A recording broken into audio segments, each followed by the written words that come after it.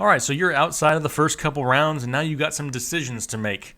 You got a few wide receivers you're looking at, but you don't know which one to choose. Let's talk about some mid-round wide receiver decisions.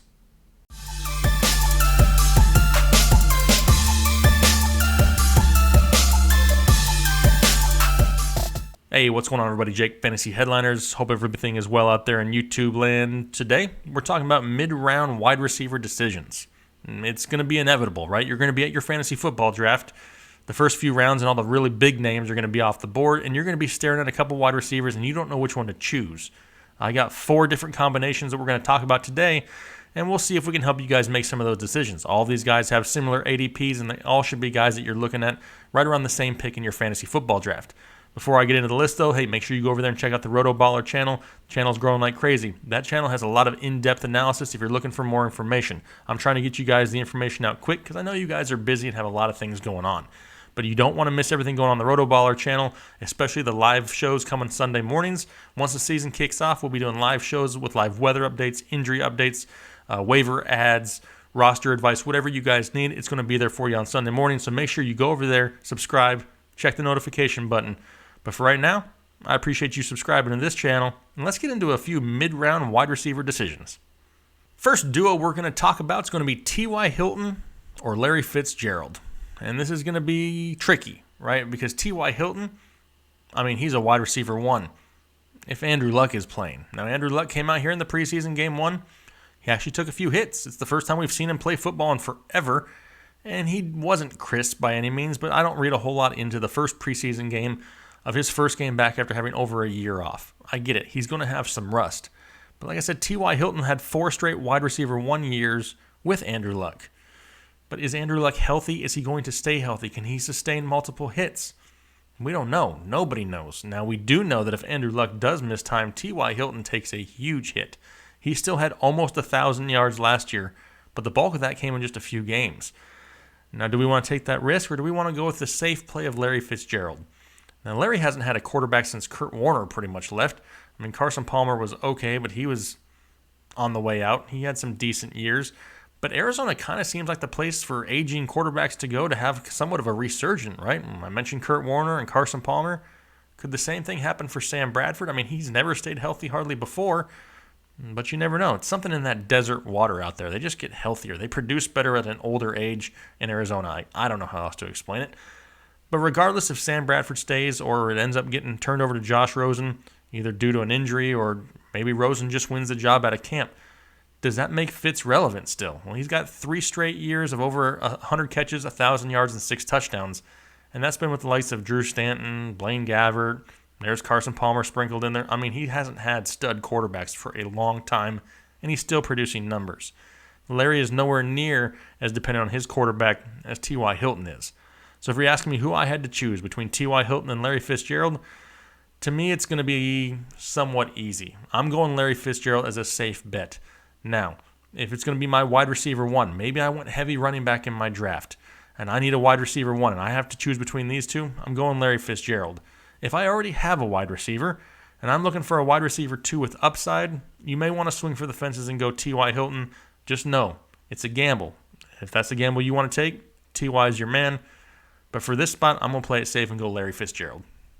All right, now let's move on to Alshon Jeffrey and Jarvis Landry. Both of them similar ADPs, and which one do you choose? To me, it's easy, but I had this question asked to me, so I figured I'd throw it into a show. Alshon's not even practicing or playing right now. He's on the PUP list due to off-season shoulder surgery. That's hard to say. And it's hard because he's not the most efficient wide receiver when he is healthy. He's slightly touchdown dependent in an offense full of weapons. And it's hard to even say that he's an option right now because he's not even playing. How do you know he doesn't have a setback and misses weeks of the season? You just don't know. Jarvis Landry, on the other hand, is going to be the top wide receiver in that offense. I know Josh Gordon's not back yet, and it does sound like he is coming back. But you saw it in the first preseason game with the Browns against the Giants. They're going to use Jarvis Landry different than they used him in Miami. In Miami, he ran nothing but 10-yard routes, get him the ball, more of a possession receiver, tons of receptions, not a whole lot of yardage. What did they do in Cleveland one of the first games of the preseason? They threw it deep to him. They threw him a 50-50 ball, a jump ball, had him go get it. The guy is super talented. He's just never been given the opportunity to showcase the talent he has. Him and Odell Beckham were college roommates. You don't think they practice all those fancy one-handed catches together? Landry is, he may not have the overall talent of Odell Beckham, but the guy is still crazy talented. Tons of upside in an offense that's going to be looking for him. Josh Gordon's going to be, commanding a lot of defensive attention. Jarvis Landry is going to go all over the field. He'll be in the slot. He'll be on the outside. He's going to be in a red zone opportunity, maybe not as high as Josh Gordon or even a David Njoku, but Jarvis Landry has the speed to break big ones, and he's going to have the opportunity this year to actually run routes deeper than 10 yards. This one is easy to me, slam dunk, no question about it. Who am I taking? It's Jarvis Landry. Next duo I'm going to talk about is going to be Brandon Cooks and Juju Smith-Schuster of the Pittsburgh Steelers. And this one is really close, right? They both play on offenses that are stacked with offensive weapons where they're going to have to compete for touches. You take into account the quarterback play. You got Big Ben against Jared Goff. I give Big Ben the slight edge there. Offense-wise, it's going to be a new offense in Pittsburgh. New offensive coordinator with Todd Haley out. Don't really know how that plays out. Kind of have an idea of what it's going to be like. Same old, same old. Antonio Brown's going to be commanding a lot of attention opposite of Juju. And Brandon Cooks really doesn't have somebody on the opposite side commanding that attention. So that slight edge goes to Juju. Both have big play upside. Both have the same amount of touchdown upside.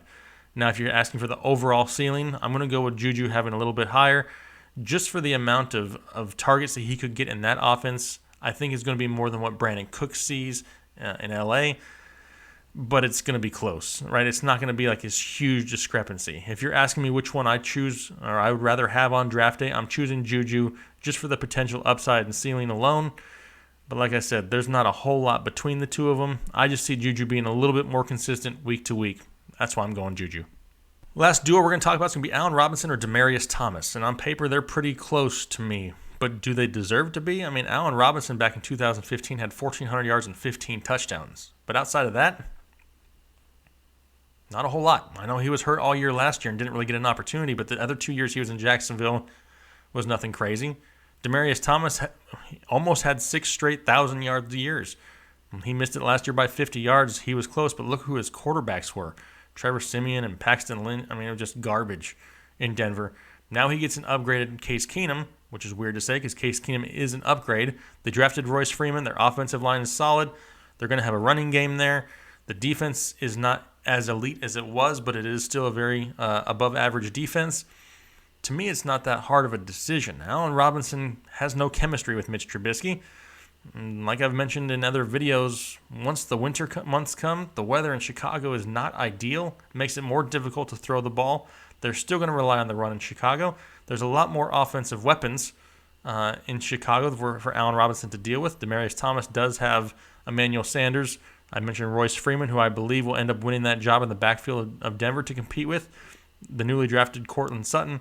But Demaryius Thomas is going to be the top passing option there in Denver with an upgraded Case Keenum, and he's produced a lot more than just one fluke year.